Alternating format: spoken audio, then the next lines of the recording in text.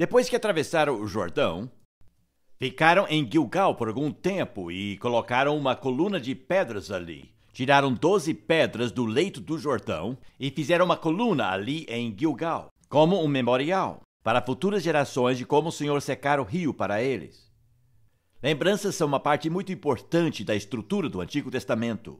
Constantemente somos instruídos a lembrar o que Deus fez por nós. E para os cristãos é a mesma coisa. Tomamos o pão e o vinho em memória do que o Senhor fez por nós. Temos que nos lembrar constantemente o que Deus fez por nós no passado e, no Antigo Testamento, estavam sempre erigindo colunas de pedras. E quase sempre eram 12 pedras, uma para cada tribo. Também fizeram outra coisa. Ninguém da nova geração havia sido circuncidado. Então todos os homens dessa nova geração foi circuncidado. Então eles tiveram que ficar no arraial até que seus corpos se recuperassem e estavam doloridos e ficaram bem vulneráveis a ataque naquele período. Se o povo de Jericó tivesse percebido, poderiam ter atacado e realmente os aniquilado naquele período, mas não o fizeram. E em alguns dias estavam prontos para ir. O maná parou assim que atravessaram o rio Jordão, porque do outro lado é muito fértil. Se você visitar o Jordão hoje, verá que lá é um oásis. Lá tem as melhores laranjas que você já experimentou. São deliciosos, vejo que alguns de vocês já foram. Portanto, assim que atravessaram, acharam frutas e verduras e comida de verdade. E chamaram o local Gilgal, que significa removido, porque Deus tivera removido a vergonha do Egito. Egito ficara para trás, estavam dentro. Agora uma coisa meio estranha aconteceu. Josué decidiu fazer um reconhecimento pessoal do local. Dar umas voltas sozinhos e ele foi à noite. E ele estava andando por ali quando encontrou um homem armado. E ele disse, de que lado você está? E o homem disse, não. Que resposta fantástica! De que lado você está? Do lado deles ou do lado nosso? Não. E então o personagem lhe perguntou, o importante é saber de que lado você está, Josué. Está do lado de Deus? E ele era o capitão do exército de Deus. Creio que significa que ele era um anjo mais alto, um arcanjo. Não creio que era o filho de Deus, mas creio que era um arcanjo, era o capitão dos exércitos do Senhor. Mas vocês podem ter uma ideia diferente. Mas o que estava acontecendo? Ele estava lembrando Josué que ele não tinha patente mais alta no exército do Senhor, que sua patente era mais baixa. Um lembrete bem suave. Então saíram para conquistar aquela terra. E como já lhes falei, eles enfiaram uma cunha no centro primeiro, para depois conquistar o sul e depois o norte. Muito brilhante essa estratégia. Agora, as duas primeiras cidades ocupam mais espaço do que qualquer uma das outras. E isso é porque essas primeiras duas cidades foram muito significativas. Uma positivamente e a outra negativamente. Uma foi uma vitória retumbante, mas a outra foi um desastre. Jericó foi uma vitória. Bom, Jericó ainda está lá. Mesmo Jericó antiga. Jericó moderna fica 2 quilômetros para frente. Bom, aqui temos umas fotos não muito boas. Aqui vemos as montanhas de Moabe, além do vale do Rio Jordão. O Rio Jordão está bem aqui. Aqui temos o oásis de Jericó. E aqui, bem no meio, temos um monte de entulho. É mais alto que tudo ao redor, mas é um monte de poeira e entulho. É o que é conhecido como um tel. A palavra tel significa, em termos arqueológicos, as ruínas de uma cidade, ou até de muitas cidades, que foram construídas uma em cima da outra. Quando uma cidade era destruída, mais tarde construiu uma outra em cima dela, então gradualmente um morro emergia ali. Você pode ter reparado que há algumas cidades antigas da Inglaterra, que as portas de algumas casas estão bem abaixo do nível da rua. Isso é porque as ruas foram construídas cada vez mais acima, em vários níveis. E é assim que se forma um tel. Então, os arqueólogos, um método é tirar uma camada, depois a próxima, mas isso acaba destruindo as camadas à medida que descem. Um outro método é tirar uma fatia bem no meio. E aí conseguem ver como se fosse um sanduíche. E aí podem estudar os artefatos de cada camada, e datá-los e etc. E é o que fizeram com esse monte. Tem essa elevação bem grande aqui. Ao olhar para baixo de um avião, é isso que você enxergaria. Aqui temos todas as árvores frutíferas do oásis de Jericó. Mas aqui temos a antiga cidade do Velho Testamento. Ninguém mora ali agora. Não passa de um monte de ruínas e entulho, como pode ver. Mas fizeram uma trincheira bem ali no meio. E desenterraram o prédio mais velho do mundo, que já vou lhes mostrar. Na verdade, descobriram que Jericó é a cidade mais velha do mundo inteiro, até onde sabemos. A sua data é 8.000 antes de Cristo. E há um prédio nessa cidade, que vou lhes mostrar agora, uma torre redonda, com uma escadaria espiral dentro dela. Não dá para descê-la porque colocaram uma grade de proteção, porque as pessoas estavam gastando as pedras com seus sapatos. Mas essa fortaleza redonda é de 8.000 antes de Cristo. Tem mais de 10.000 anos de idade. E é o prédio mais velho do mundo, que foi descoberto fazendo essa vala bem aqui no meio. Também descobriram um monte de outra coisa, e uma coisa interessante que acharam é que a cidade tinha muralhas duplas. Tinha 2 muros. A muralha exterior, depois um vão de 4,5 metros e depois o muro interior. O muro exterior, com uma espessura de quase 2 metros, feito de pedras. E o muro interior com uma espessura de 3,5 metros, feito de tijolos. Esse é o tipo de problema que os israelitas enfrentaram. A cidade era muito bem fortificada, mas algo aconteceu ali. Então vamos tirar esses cartazes aqui e vamos olhar Jericó. Isso aqui é um corte transversal muito simples do TEL, mas podemos ver como há várias cidades construídas uma em cima da outra. Não sobrou quase nada da cidade que Josué derrotou. Só um pedacinho aqui. É conhecido como a cidade de bronze, do tempo de Josué. A estrada principal que leva à cidade fica aqui. O ônibus para aqui, bem do lado desse monte de entulho. E aqui fica a fonte que fornece toda a água da cidade de Jericó. Fica bem aqui do lado. Água bem fresca. Mas lembre-se, nos dias de Eliseu, essa fonte ficou radioativa e Eliseu teve que curá-la através de um milagre. Mas aqui temos as várias cidades, a cidade neolítica, a era pré-cerâmica, depois a era cerâmica neolítica, depois a primeira era de bronze, depois a era de bronze posterior, só esse pedacinho aqui, a era de ferro e, finalmente, alguns pedaços mais modernos. Mas agora tudo não passa de um monte de entulho. Mas acharam vários pedaços de muralhas aqui. Foi aqui que acharam a muralha dupla. Agora, por causa dessa muralha, o tamanho de Jericó era muito limitado, mas a população crescia. Então, o que fizeram? Decidiram construir casas por cima dos 2 muros, formando uma ponte, praticamente, só para achar mais espaço. Então, era uma cidade pequena, superlotada, com casas em cima desses muros, com um vão no meio. Esses muros tinham quase 10 metros de altura. Agora, é importante lembrar que isso tudo ficava em cima dessas ruínas das cidades anteriores. Então dá para entender que as muralhas, com o peso adicional das casas em cima delas, não eram tão fortes assim. Dá para entender? Não estou tentando explicar o milagre naturalmente, mas apenas explicar como era a situação. Com o menor tremor de terra, todas essas muralhas cairiam. Será que foi um tremor de terra que Deus usou para fazer isso? Nós não sabemos. Pode até ter sido, é bem possível, que um som alto e bem prolongado, um ruído, provocou essa queda. E é bem interessante que Deus lhes disse para tocar as trombetas, como eu toquei aqui. E diz que, imediatamente, ao tocarem as trombetas, as muralhas caíram. Você sabe que alguns cantores até explodem lâmpadas, se atingirem a nota certa. É bem plausível que Deus sabia que aquelas muralhas já estavam precariamente equilibradas aqui nessas ladeiras, e com o peso adicional das casas estavam pedindo para desmoronarem. Pode até ser, eu não sei, mas o fato permanece, que Deus disse, marche ao redor dela 7 vezes, uma vez por dia, em silêncio absoluto. E no 8º dia soprem.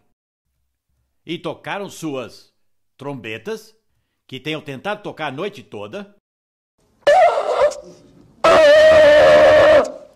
Algo assim. E tentem imaginar todas as trombetas tocando a mesma nota. E o povo gritou com todas as suas forças. E depois de 6 dias em silêncio, acho que deixou os habitantes bem nervosos. Mas as muralhas caíram. E as casas em cima delas. Com exceção de uma. Porque, você se recorda da prostituta Raabe? Sua casa ficava em cima das muralhas. Então Deus salvou um pedacinho daquele muro. Por causa do fio de escarlate que ela pendurou da janela, ela se salvou e sua família. E foi assim que ela se tornou a atriz-avó do rei. Desculpe, ela foi a tataravó do rei Davi. E ela se tornou também a nona avó do próprio Jesus. E assim foi incluída na genealogia de Mateus 1, uma história incrível. Bem, nem tiveram que lutar nas ruas de Jericó, apenas entrar na cidade e a conquistaram. E então Deus disse, essa cidade é as primícias. Ela é minha. Não coloquem a mão em nada dentro dela. Dessa forma, Deus estava lhe dizendo, a vitória foi minha e não sua. Vocês não merecem nada dessa cidade, essa é minha vitória. Podem conquistar as outras cidades e podem saquear as outras cidades, mas não saquearão essa. E sabemos que alguém desobedeceu. Porque a próxima cidade que foram conquistar era uma cidadezinha chamada Ai, um pouco mais adiante. É só isso que sobrou de Ai. Foi a melhor fotografia que consegui. É apenas um monte de ruínas. Mas era uma cidade bem próspera. E cometeram 2 erros, 2 desacertos. Número 1, excesso de confiança. Josué disse, não precisamos de muitos soldados para essa. Vai ser moleza conquistar essa terra. É extremamente fatal pensarmos que porque Deus nos abençoou uma vez, o fará de novo. Que porque você foi bem-sucedido em uma esfera, isso se repetirá. Tem acontecido muitas vezes na minha vida, quando Deus realmente esteve presente e nos abençoando. A reação das pessoas foi, vamos fazer isso de novo? E sempre digo, não podemos fazer isso de novo. Porque queremos sair e fazer tudo exatamente da mesma forma, mas foi isso que Sansão disse. Eu vou sair como sempre fiz. Deus nunca se repete. Mas tiveram excesso de confiança e pensaram que com poucos soldados conquistariam Ai, mas mais do que isso, um homem chamado Acã roubara alguma coisa de Jericó, vira algumas roupas bonitas e pensou, o que Deus vai fazer com elas? Mas para mim elas serão bem úteis. E ele viu ouro lá também e pegou para si. Então, quando as tropas dos israelitas atacaram Ai pela primeira vez, foram derrotados e fugiram. E Josué veio e disse para Deus, Deus, por que deixaste isso acontecer? Agora o mundo inteiro vai ficar sabendo que não somos invencíveis. É o nosso fim. Culpou a Deus pela derrota. E Deus disse, Josué, por que você acha que isso é minha culpa? Descubra quem roubou o anátema em Jericó.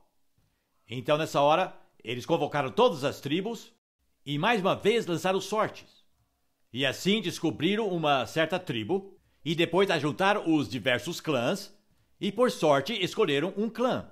Depois ajuntaram as famílias desse clã e lançaram sortes e encontraram a família de Acã. Agora, por que lançar sortes funcionava no Antigo Testamento? A resposta é muito simples. Eles criam que Deus estava no controle de toda e qualquer situação. E que quando, só para ilustrar, ao jogarem uma moeda, Deus tinha o poder de pegá-la e fazê-la girar o número certo de vezes e mostrar-lhes a verdade.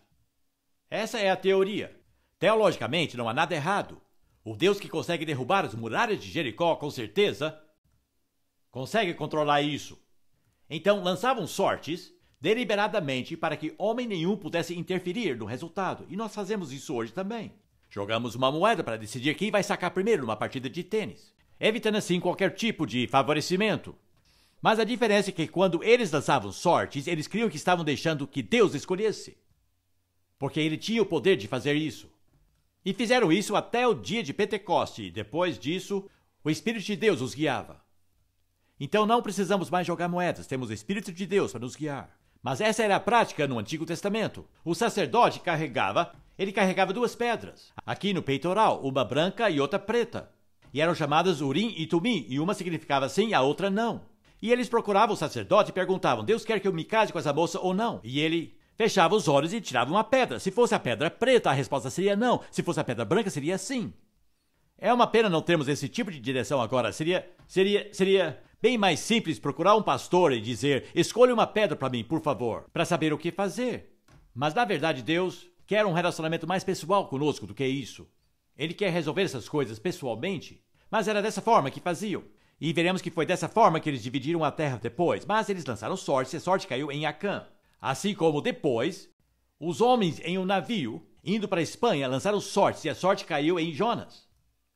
Vemos isso vez após vez. Deus controlava a sorte, mas ele não controla a Loteria Federal em nosso país.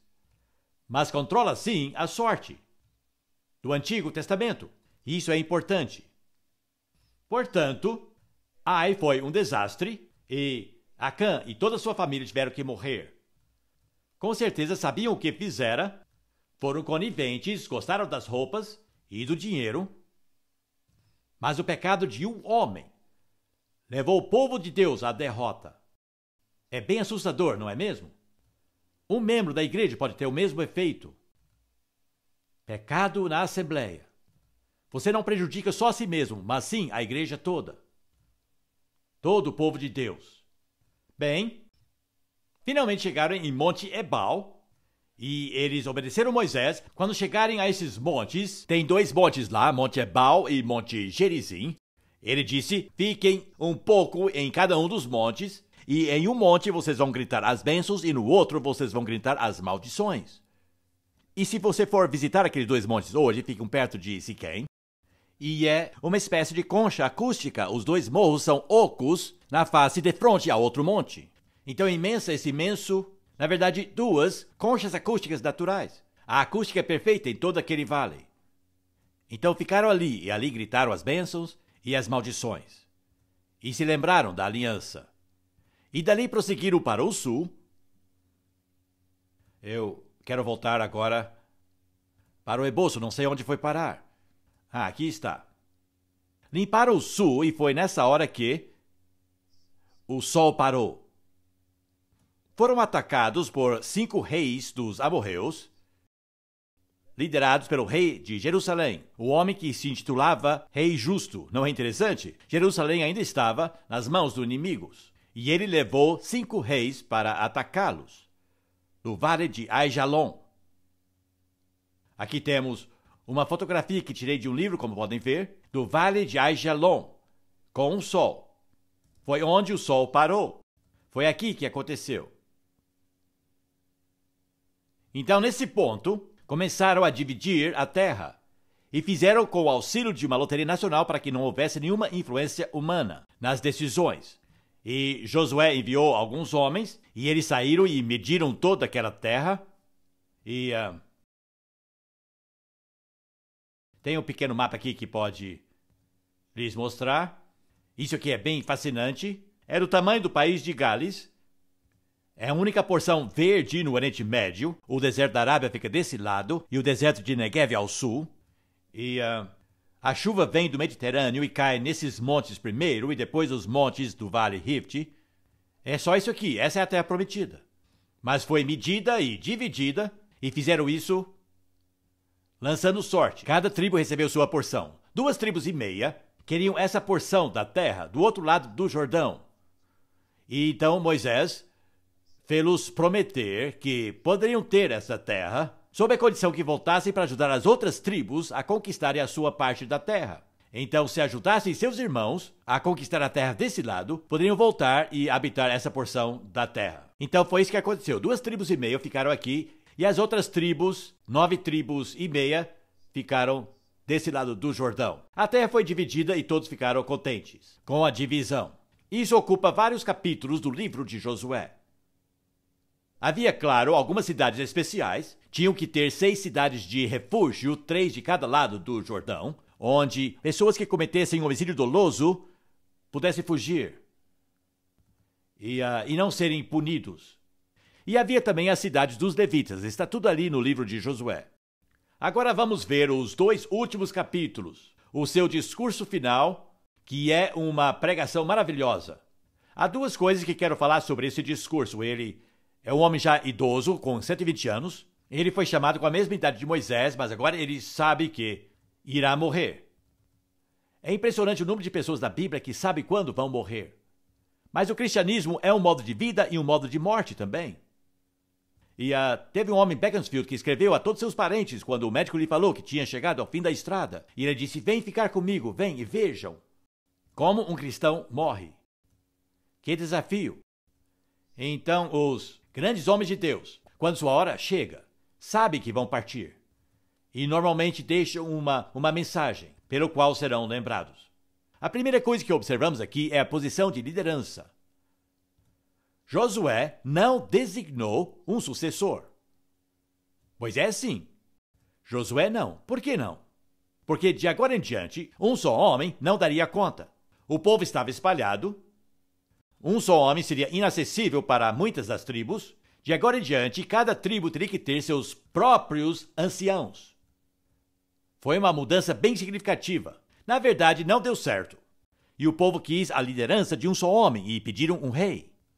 Mas não era vontade de Deus. Deus queria que anciãos em cada tribo assumissem a liderança, porque assim o povo teria acesso imediato aos anciãos. E esse é um princípio muito importante.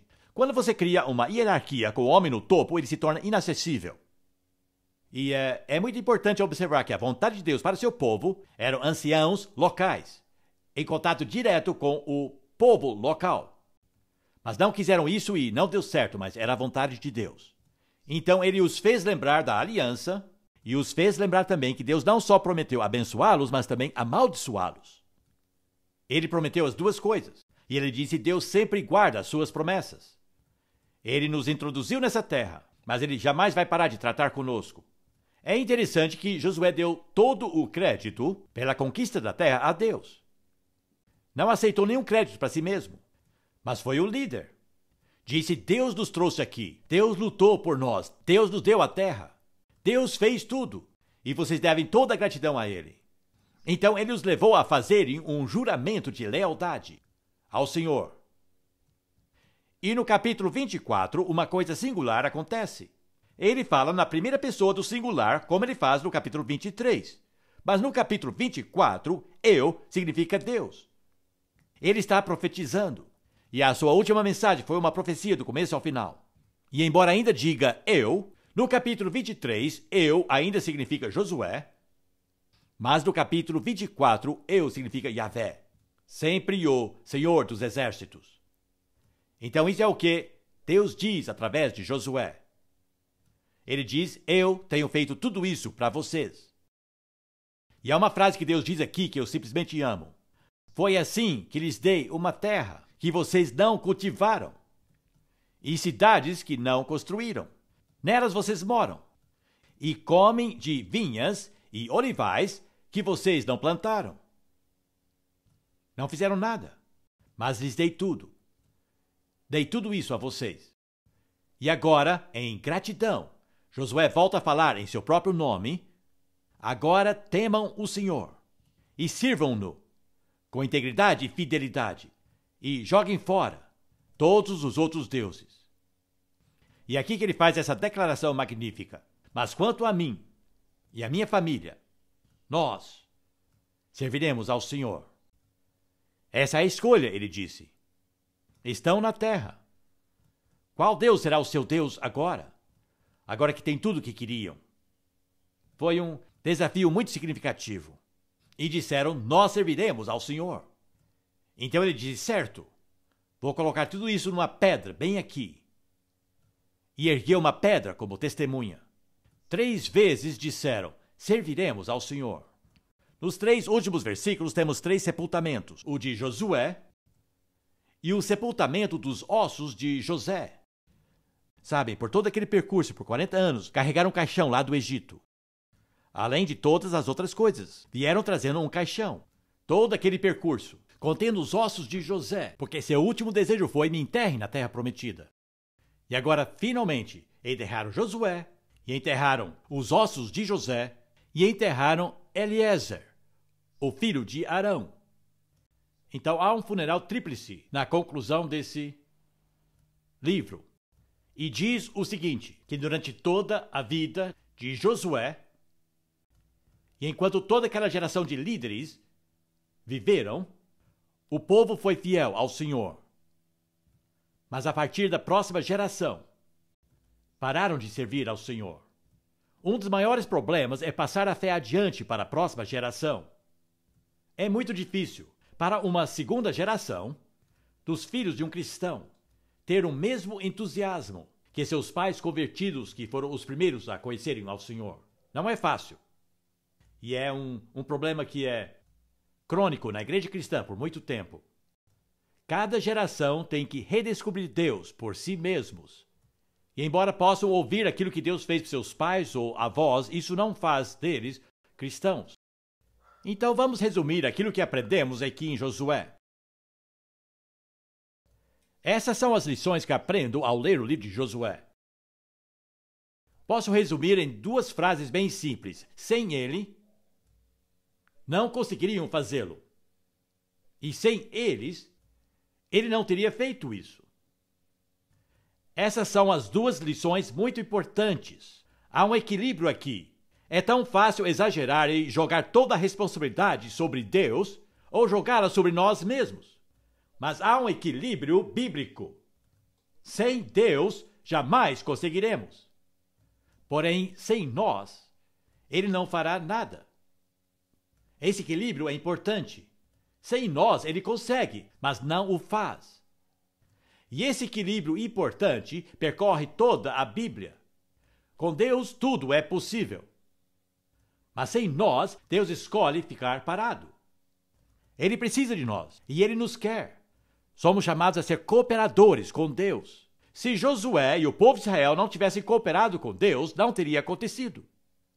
Mas sem ele e sem a sua intervenção, jamais teriam conseguido. Esse equilíbrio é muito importante. Portanto, em primeiro lugar, vemos muita intervenção divina no livro de Josué. Vemos as palavras de Deus e vemos suas obras. Ele faz promessas e as mantém. Ele fez uma promessa solene que ele jamais quebrou. Deus jamais voltou atrás, nem por 1 minuto sequer. Jurara por si mesmo, jurou por Deus, por mim mesmo, estarei convosco. Se tiver que castigá-los, castigá-los-ei. Se tiver que abençoá-los, abençoá-los-ei, mas não os deixarei. É para o que der e vier, na pobreza e na riqueza. Sou o vosso Deus. Para Deus é impossível mentir.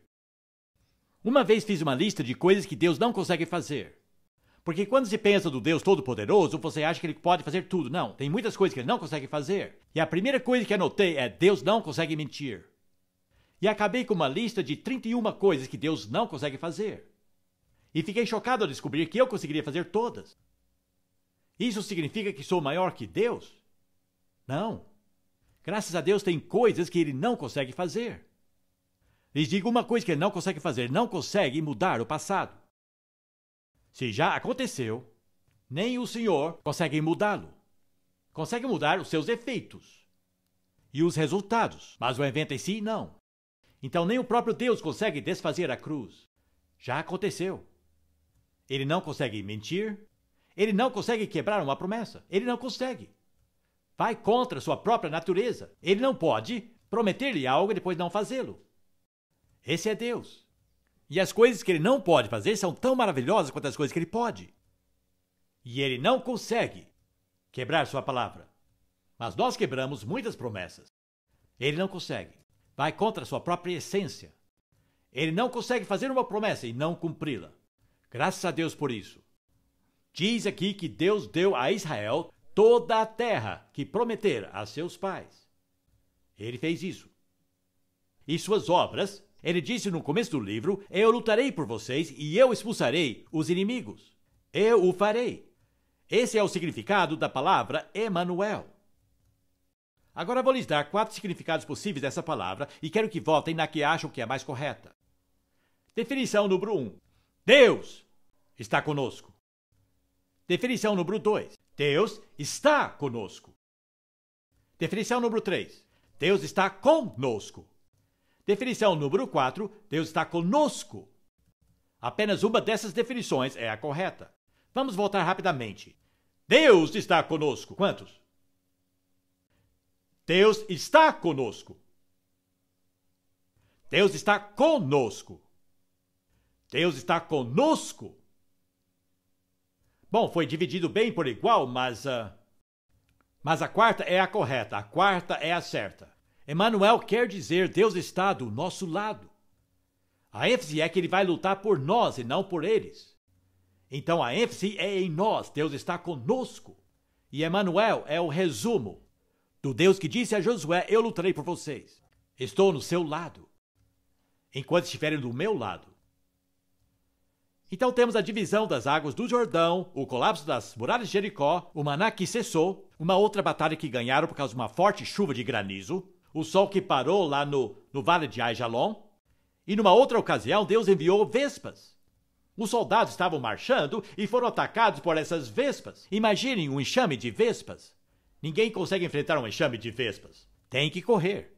E foi assim que ganharam uma das maiores batalhas, o enxame de vespas. Veja como Deus controla o mundo dos insetos. Todos esses foram feitos de Deus e foi maravilhoso aos seus olhos. Mas o outro lado tem a mesma importância. Deus opera através da cooperação humana. Ele não lutou sozinho. Eles tiveram que estar no campo de batalha. Eles tiveram que ir. E Deus lutou por eles. Então esse é o equilíbrio. Algumas pessoas dizem: eu confio em Deus, Ele vai fazer tudo. Outras pessoas conversam como se pudesse fazer tudo. E existem os dois tipos de cristãos. Mas os que são equilibrados oram como se tudo dependesse de Deus e trabalham como se tudo dependesse deles. Há um equilíbrio bem bonito aqui na palavra de Deus. Sem eles, Deus não teria feito nada. Tiveram que entrar. Ele disse: em todo lugar que a planta de seus pés pisarem, eu lhes darei. Mas tem que pisar com a planta dos pés.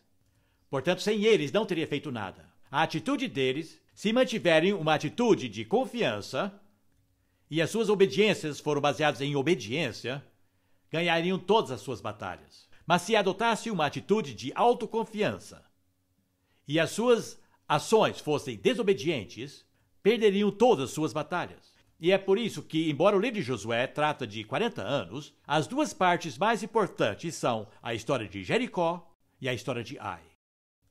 Se aprendermos as lições dessas duas cidades, estaremos prontos para conquistarmos a terra. Não é interessante? Bem, como eu já disse, a Bíblia é um livro muito honesto. E diz aqui que cometeram 3 erros. Apenas 3. Quando conquistaram a terra. O primeiro foi em Ai.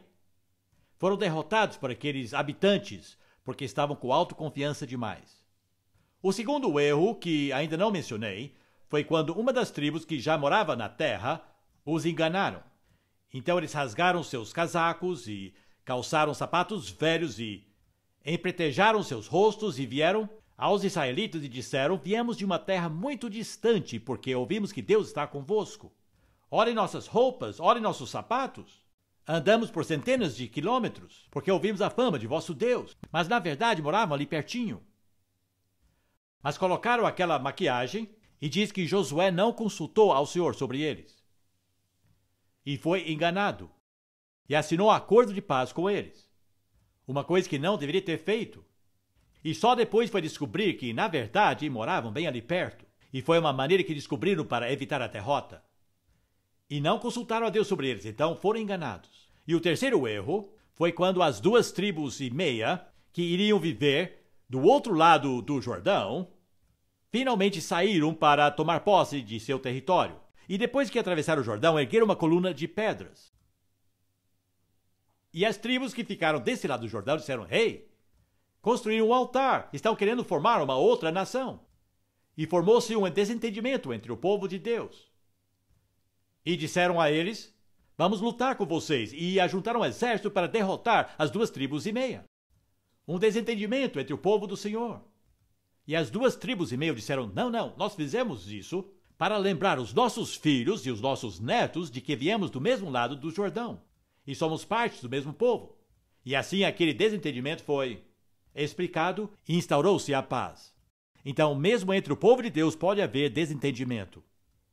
É importante consultar a Deus sobre todas as coisas. Muito bem. Qual é a aplicação do livro de Josué para os cristãos? Muito simples. No Novo Testamento, Josué é usado como um exemplo de fé. Raabe, a prostituta, é um exemplo de fé, vez após vez. Acã é usado como exemplo de pecado no povo de Deus. E há uma correspondência no Novo Testamento, que é o caso de Ananias e Safira, que é um paralelo exato do pecado de Acã no Antigo Testamento. Lembre-se do casal? Esse livro também é uma figura de salvação, porque, na verdade, o nome de Josué significa salvação. Seu nome original era Oséias, mas Moisés mudou seu nome para Josué, que é a mesma coisa que Jesus, e significa Deus salva. Quando minha esposa e eu mudamos para a vila onde moramos hoje, dos Correios chamava-se que seria Deus salva em português, e gostávamos de ir ver Mr. Godsave. Mas no hebraico o seu nome seria Senhor Yeshua, ou Senhor Jesus, Mr. Godsave. E finalmente, o que é a terra prometida para o cristão? Que terra nós vamos herdar hoje? Não é o céu. Quando você canta nas margens do Rio Jordão, sobre o que você pensa? Será que você pensa sobre a morte? Porque para nós a terra prometida não é o céu. A terra prometida é santidade. Porque a terra prometida é descanso das batalhas. É a terra prometida da vitória, após vencer a batalha. E pode apreciar o que Deus tem para você. Cada vez que você vence uma tentação, você tem um pequeno gostinho daquilo que é o descanso. Não é mesmo? Venceu a batalha. E você descansa daquele conflito. Resta um repouso para o povo de Deus, diz Hebreus 4. Josué não fez o povo de Deus experimentar esse repouso. Portanto, ainda resta um repouso sabático para o povo do Senhor. E significa repousar de nossas próprias obras. Significa tirar férias de si mesmo e descansar. Normalmente saímos de férias levando o nosso eu junto conosco, e isso não é férias, não é mesmo? Mas tirar férias de si mesmo e cessar de suas próprias obras é entrar na terra prometida do descanso de Deus e viver a sua vida vitoriosa. O melhor livro sobre Josué que já li é o livreto de Aaron Redpath chamado Vida Cristã Vitoriosa. Leia esse livro. Fala sobre como o livro de Josué capacita os cristãos a entrarem na sua terra prometida e descansar das batalhas. Amém.